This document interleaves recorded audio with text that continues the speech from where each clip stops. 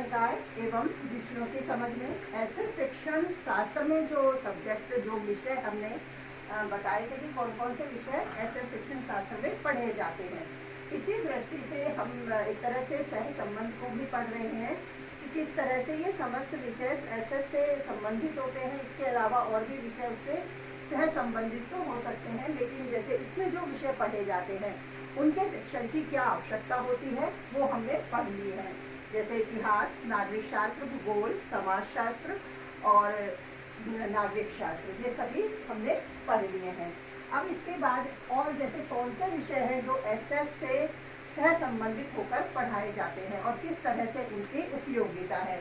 इस दृष्टि से हम सामाजिक अध्ययन का जो अन्य विषयों के साथ संबंध है उसे आज हम पढ़ेंगे। सामाजिक अध्ययन का अन्य विषयों के साथ संबंध।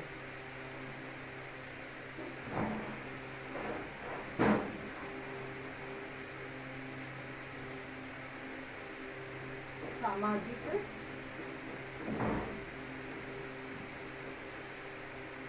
विषयों का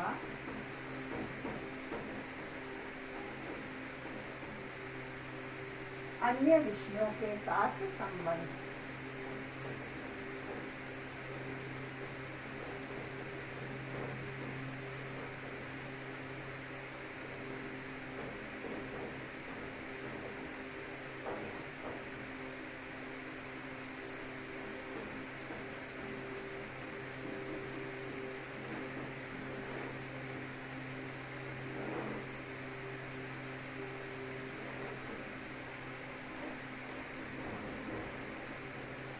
जो विषय हमने पढ़ी थी उन विषयों का तो सामाजिक विषय के साथ संबंध होता ही है, साथ में भाषा है, गणित है, तो ये भी किस प्रकार से इतिहास से एक तरह से ऐसे से संबंधित करके पढ़ाई जा सकती हैं, उनकी क्या उपयोगिता है उसको भी हम इस संबंध में या इनके साथ जो संबंध है सामाजिक विषयों का जो और दूसरी विषय है उस संबंध को हम पढ़ रहे हैं। जैसे हम ये बताएं कि जैसे जो विद्यालय स्तर पर जो विषय पढ़ाए जाते हैं मुख्य रूप से यही विषय होते हैं। हिंदी है, जैसे कोई ये हिंदी जो भाषा से संबंधित है, और किस तरह से जो गणित है, विज्ञान है पढ़ाई जाती हैं। बाकी गणित विज्ञान के अलावा सामाजिक के जो विषय हैं वो तो पढ़ाए जाते ही हैं। तो इस दृष्टि से ये और विषय भी सामाजिक विषय से कैसे संबंधित है उसका अध्ययन हम कर रहे हैं। जैसे मानो एक तरह से ये कहा जाए कि सामाजिक अध्ययन का एक तरह से मुख्य उद्देश्य भी यही है कि जो विद्यालय स्तर पर जो भी विषय पढ़ाए जा रहे हैं विद्यार्थियों को, तो वो समस्त विषय ही एक तरह से सामाजिक अध्ययन के अंतर्गत सह संबंधित करके पढ़ाए जा सकते हैं। विद्यालय स्तर के समस्त विषयों का विषयों के परिप्रेक्ष्य में भी जैसे जो सामाजिक अध्ययन है एक तरह से जो सामाजिक अध्ययन में जैसे हम अब तक बात करते आए हैं कि किस तरह से यह मानवीय संबंधों का अध्ययन करता है, तो समस्त विषय के साथ सह संबंधित करके ही सामाजिक अध्ययन विषय के मानवीय संबंधों का अध्ययन करना ही एक तरह से सामाजिक अध्ययन का मुख्य उद्देश्य है। तो इसी दृष्टि से जो सामाजिक अध्ययन है उसको अन्य विषयों से संबंधित करके पढ़ाया जाता है। जैसे हम बात करें विद्यालय या स्कूल स्तर पर विद्यार्थियों को विज्ञान, भौतिक विज्ञान, रसायन विज्ञान, वनस्पति विज्ञान, जीव विज्ञान, भाषाएं और भी कला से संबंधित और भी सब्जेक्ट्स और भी विषय हो सकते हैं, गणित आदि सभी का शिक्षण करवाया जाता है, इन सभी का शिक्षण दिया जाता है। और इन सबका सामाजिक अध्ययन के साथ एक तरह से कुछ गहरा संबंध है और उस संबंध की वजह से ही या संबंध को स्पष्ट करने के लिए ही सामाजिक विषयों का अन्य विषयों के साथ जो संबंध है अर्थात जो हम सह संबंध पढ़ रहे हैं उसे स्पष्ट करेंगे। अब इसी तरह से जैसे हम सबसे पहले बात कर ले सामाजिक अध्ययन और विज्ञान की, ये तरह बात करें कि हमने अभी तक जो पढ़े थे भूगोल, राजनीति यानी नागरिक शास्त्र, अर्थशास्त्र, समाजशास्त्र, इतिहास, तो इनको तो सामाजिक अध्ययन विषय में या कहें कि सामाजिक के विषय में पढ़ा जाता है, तो इनको तो हम सह संबंधित कर सकते हैं। लेकिन विज्ञान कैसे इससे सह संबंधित हो सकता है, तो इसकी भी हम जानकारी लेंगे कि किस तरह से, क्योंकि विज्ञान एक अलग विषय है। जहाँ वैज्ञानिक आविष्कारों की बात होती है, तो किस तरह से सामाजिक विषय में उस दृष्टि से भी मानवीय अध्ययन किया जा सकता है। कैसे किया जा सकता है? क्योंकि सामाजिक विषय तो क्या करता है, समाज का, मानव का अध्ययन करता है। तो इस दृष्टि से वह सामाजिक विज्ञान से कैसे संबंधित हो सकता है? देखिए, जो सामाजिक विज्ञान है, सामाजिक विज्ञान है, सामाजिक विज्ञान सामाजिक विषय या कहेंगे सामाजिक विज्ञान और सामाजिक अध्ययन।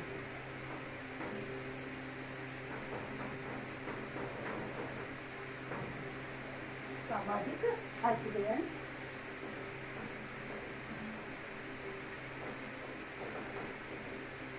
अब हम सामाजिक विज्ञान को पढ़ते हैं तो इसमें कई तरह के, जैसे जो मनुष्य की आवश्यकताएं होती हैं, मनुष्य की आवश्यकताओं का, उनकी पूर्ति का अध्ययन इसमें सामाजिक अध्ययन में भी किया जाता है।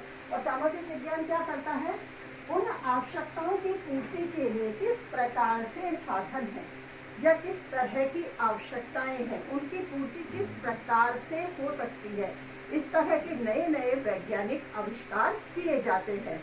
तो उन वैज्ञानिक आविष्कारों का एक तरह से, जो वैज्ञानिक आविष्कार हुए हैं, जो प्रयोग हुए हैं, वो तो सब किसमें पढ़े जाते हैं, सामाजिक विज्ञान में पढ़े जाते हैं। लेकिन हम बात करें कि जो आविष्कार हुए हैं, वो आविष्कार किस वैज्ञानिक के द्वारा हुए हैं, या मनुष्य की कौन सी महती आवश्यकता थी, उस आवश्यकता की पूर्ति की दृष्टि से इस तरह के आविष्कार किए गए, इस तरह के प्रयोग किए गए, उनकी क्या आवश्यकता अनुभव की गई, एक समाज में किस तरह से उनकी जरूरत थी। तो आवश्यकता अनुभव मानव समाज, उनसे संबंधित सामाजिक अध्ययन करता है। वह विज्ञान, जो उनके आविष्कार जो सामाजिक विज्ञान से संबंधित है, वह भी किस तरह से निर्भर हो गए, मानव पर ही निर्भर है। तो इस दृष्टि से जैसे सामाजिक विज्ञान में किए गए प्रयोग और आविष्कार हैं, उनको किस तरह से जो प्रयोग करने वाले वैज्ञानिक है, उनकी जीवनियों का अध्ययन, किस तरह से उन्होंने वो आविष्कार किए, एक तरह से किस प्रेरणा से लेकर, किस आवश्यकता से प्रेरित होकर, किस तरह से उन्होंने उन आविष्कारों को अपने मूर्त रूप में या कहें कि पूर्ण रूप में उनका को आविष्कृत किया या वो है कार्य पूर्ण किया, तो वो किस प्रकार किया। तो ये भी एक जीवनी हो गई, या कहें उनसे संबंधित समस्त एक ज्ञान हो गया, जानकारी हो गई कि किस तरह से विद्यार्थी वैज्ञानिकता की दृष्टि से या वैज्ञानिकों की से भी प्रेरणा ले सकते हैं कि ज्ञान प्राप्ति के क्षेत्र में किस प्रकार के प्रयास के द्वारा हम नए आविष्कार भी कर सकते हैं या किस तरह के नए प्रयोगों को पूर्ण कर सकते हैं। तो इस तरह का अध्ययन फिर किसमें किया जाएगा, ये सामाजिक अध्ययन में किया जाएगा। तो वहाँ हम सामाजिक अध्ययन में इस तरह से सामाजिक विज्ञान को सह संबंधित कर लेते हैं। जब सामाजिक अध्ययन में इस तरह के वैज्ञानिकों से संबंधित, जैसे उनकी जीवनियाँ हो सकती हैं, जैसे हम बात करें जो पूर्व में राष्ट्रपति भी रहे अब्दुल कलाम आजाद, हालांकि उन्होंने कितने वैज्ञानिक आविष्कार किए हैं, मिसाइल मैन उनको कहा जाता है, तो सभी लोग उनसे काफी परिचित है। तो उनका अध्ययन हम सामाजिक अध्ययन में भी करते हैं। क्यों? क्योंकि हालांकि विज्ञान तो उसमें नहीं आता, जहाँ विज्ञान के उनके मिसाइलों के बारे में जानकारी है या और भी कई तरह की जो भी उनकी जानकारी है, उनके प्रयोगों को तो हम सामाजिक विज्ञान में पढ़ते हैं। लेकिन उन्होंने वो सब किस तरह से किया, किस तरह से वो राष्ट्रपति भी बने, फिर किस तरह के उनके कार्य हुए, कैसे उनके जीवन में ये सब कार्य एक तरह एक के बाद एक जैसे होते चले गए, तो उनका अध्ययन हम किस में कर लेते हैं, सामाजिक अध्ययन में कर लेते हैं। इसके बाद जैसे हम भाषा पढ़ेंगे, तो भाषा में भी जैसे कई तरह से उनकी जीवनियाँ बताई जाती हैं। तो भाषा में एक विधा होती है, जैसे गद्य में भी विधा होती है, उपन्यास, कहानी, नाटक, जीवनी, आत्मकथा। तो महाजीवनी के माध्यम से भी हिंदी में भी हम किसको पढ़ सकते हैं, अब्दुल कलाम आजाद की जीवनी को पढ़ सकते हैं। तो इस दृष्टि से सामाजिक विज्ञान भाषा से भी संबंधित हो सकता है। तो एक तरह से इस तरह के संबंध को ध्यान में रखते हुए जैसे हम ये बता सकते हैं कि जैसे सामाजिक विषय है वह सामाजिक विज्ञान से भी संबंधित होता है। अब जैसे बात करें, रेडियो है, फिल्म है, दूरदर्शन है, कंप्यूटर है, प्रेस है, तो ये सभी क्या है, एक तरह से विज्ञान के क्या है, समस्त जो मैंने अभी नाम बताए, रेडियो, टेलीविजन और कंप्यूटर, प्रेस, सभी चीजें क्या है, विज्ञान के आविष्कार ही हैं। तो ये आविष्कार किस तरह से, किस प्रक्रिया से हुए, सब सामाजिक विज्ञान में पढ़ा जाएगा। लेकिन सामाजिक अध्ययन में इनसे संबंधित प्रक्रियाओं के बाद किस किस तरह से इन प्रक्रियाओं का आविष्कार हुआ, तो ये कैसे चमत्कारी विषय है या किस तरह से विज्ञान के चमत्कार हैं, तो इनका अध्ययन हम किस में करेंगे, सामाजिक अध्ययन में करेंगे। और ये सामाजिक अध्ययन के विषय ही बताए जाएंगे। तो एक तरह से कहें कि जैसे अब इनका भी मानव जीवन पर क्या प्रभाव पड़ा। अब हम दूरदर्शन की ही बात लें कि जैसे दूरदर्शन के आविष्कार से क्या तो हमें लाभ हुए हैं, क्या हमें हानि हुई है। एक तरह से कहें मानव किस प्रकार से उससे प्रभावित हुआ है। प्रभाव में सकारात्मक प्रभाव का भी अध्ययन किया जाता है और नकारात्मक प्रभाव का भी अध्ययन किया जाता है। तो जो सकारात्मक और नकारात्मक मानव पर पड़ने वाला प्रभाव है, क्योंकि हम इसमें किस तरह की बात करते आए हैं, सामाजिक अध्ययन में मानव का अध्ययन करने की बात करते हैं। तो इस तरह से ये आविष्कार है, जैसे दूरदर्शन में उदाहरण लेकर बता रही हूँ कि किस तरह से मानव जीवन पर उसका सकारात्मक या नकारात्मक प्रभाव पड़ा है।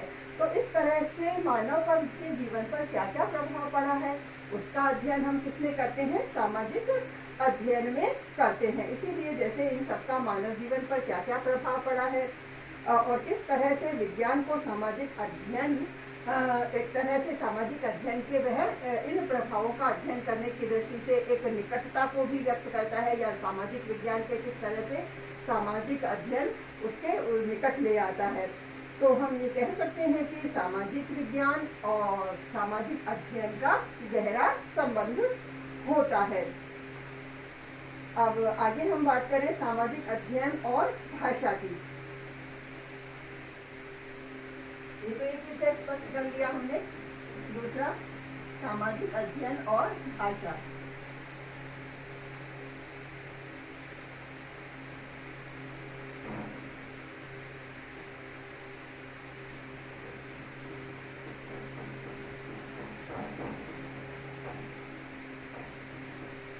अध्ययन और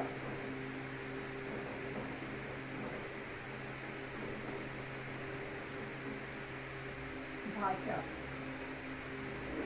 देखो, सबसे पहली तो बात हम करें कि जैसे भाषा के ज्ञान के बाद ही हम यानी शिक्षण का जो भी स्तर है, जो भी पढ़ाई है, जो भी अध्ययन की विषय वस्तु है, समस्त अध्ययन किस पर आधारित होता है, भाषा पर आधारित होता है। यदि बालक भाषा सीखेगा ही नहीं तो सामाजिक अध्ययन की जो विषय वस्तु है वह उसे कैसे पढ़ पाएगा। तो सामाजिक अध्ययन भाषा पर तो पूर्णतया निर्भर है ही, क्योंकि भाषा के अध्ययन के माध्यम से ही वह सामाजिक अध्ययन की विषय वस्तु का ज्ञान प्राप्त कर सकता है। उसी दृष्टि से जैसे विचारों को ग्रहण करना और अभिव्यक्त करना, इसका एक जो सशक्त माध्यम या कहें हम विचारों के आदान प्रदान का माध्यम, जिसे भाषा ही बताया गया है। एक तरह से कहें कि बहुत सारे कितने ही प्रकार के साहित्य हैं, उन साहित्यों का सृजन भी भाषा के माध्यम से ही होता है। और ये कहा भी गया है कि जो साहित्य है वह समाज का दर्पण या प्रतिबिंब होता है। जैसे आचार्य रामचंद्र शुक्ल है, उन्होंने इस बात को स्पष्ट किया है कि साहित्य समाज का दर्पण होता है।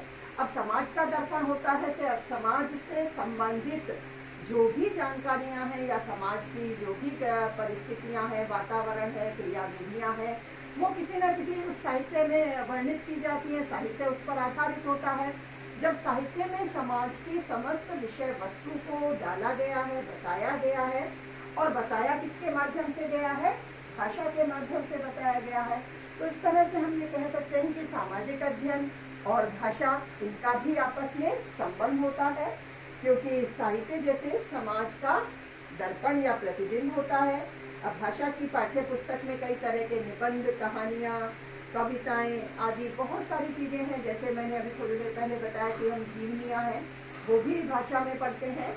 और भाषा के माध्यम से किस तरह से सामाजिक अध्ययन विषय, जो जैसे भाषा में हम किस तरह से समाज के कई तरह के नियम, आदर्श, मान्यताएं हैं वो पढ़ रहे हैं, तो किस तरह से सामाजिक अध्ययन से संबंधित हो जाता है।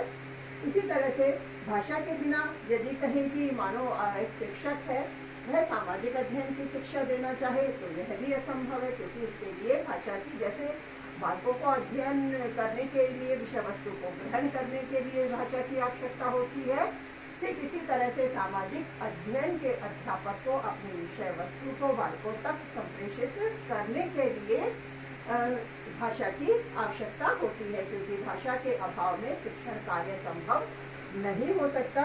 इसीलिए सामाजिक अध्ययन के शिक्षकों को भी अपनी विषय सामग्री उन्हीं लेखकों से लेनी पड़ती है जिनकी साहित्यिक क्षेत्र में एक तरह से प्रसिद्धि हो चुकी होती है, वो ख्याति प्राप्त होते हैं। तो इस तरह से हम ये कह सकते हैं कि जैसे भाषा है और सामाजिक अध्ययन है, वो भी आपस में सह संबंधित होते हैं, उनका आपस में संबंध होता है। अब हम बात करें सामाजिक अध्ययन से, जैसे विज्ञान को सह संबंधित किया है हमने, भाषा को भी सह संबंधित किया है। इसी तरह से हम गणित की बात करें, क्योंकि गणित है जिसमें सवाल किए जाते हैं, तो किस तरह से वो सामाजिक अध्ययन से सह संबंधित हो सकते हैं।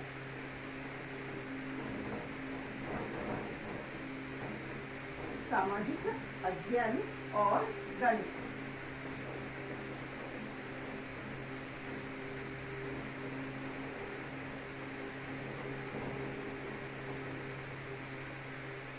तो सबसे पहले तो जो हम बात करते हैं कि जो बार बार हम जब से सामाजिक अध्ययन को टॉपिक हमने शुरू किया है, सामाजिक अध्ययन विषय हमने शिक्षण शास्त्र जब से शुरू किया है, हम तब से यही बात पढ़ रहे हैं कि हम सामाजिक अध्ययन में क्या पढ़ते हैं। इस तरह से सामाजिक अध्ययन मानव का अध्ययन करता है।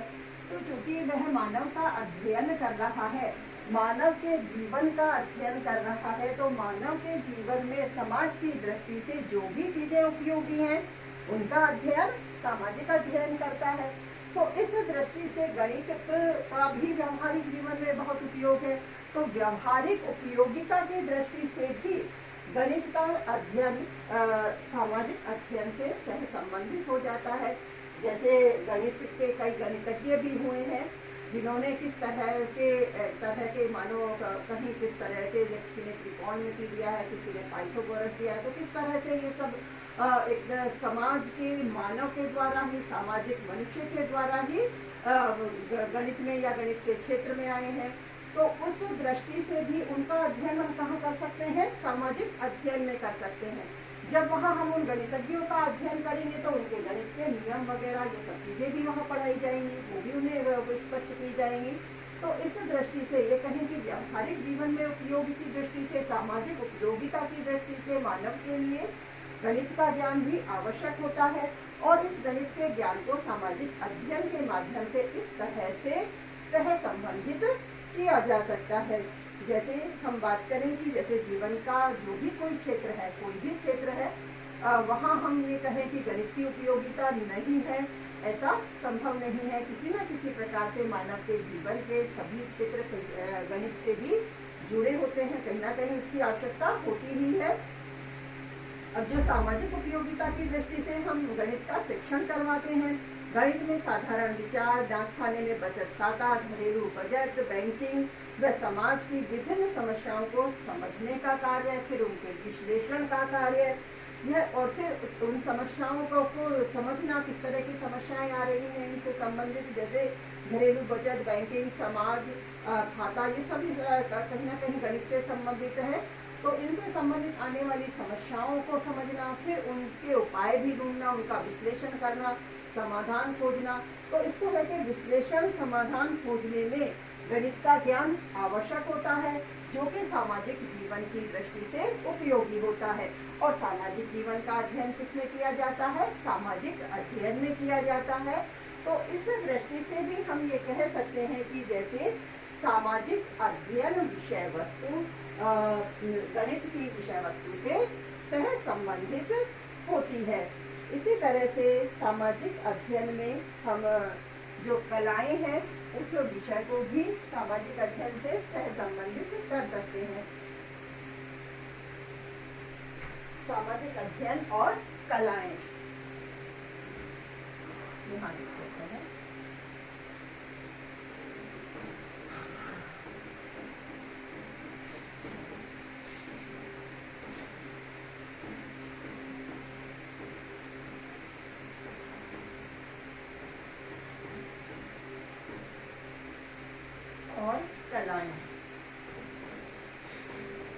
जो आर्ट्स से संबंधित हैं।